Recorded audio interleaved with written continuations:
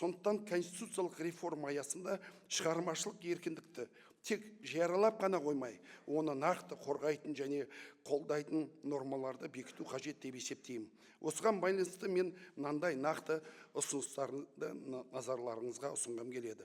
Бірінші, конституцияда сөз бостандығын мен шығармашылық еркіндікті мазмұнын нақтылап көрсету керек.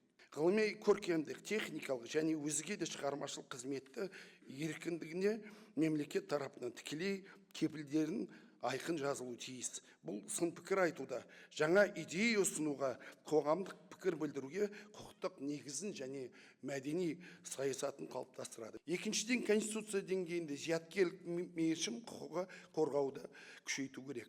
Авторлық құқық, патент, ғылыми жаңалықтар мен техникалық шешімдер толық әрі тиімді қорғалмайынша жасампаздық дамымайды.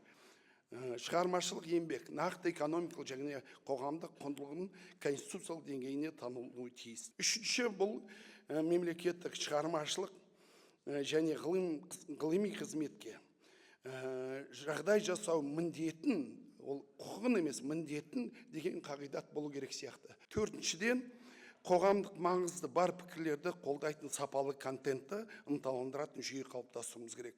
Бұл жалған ақпаратқа қарсы күресетін де ең тиімді жолы.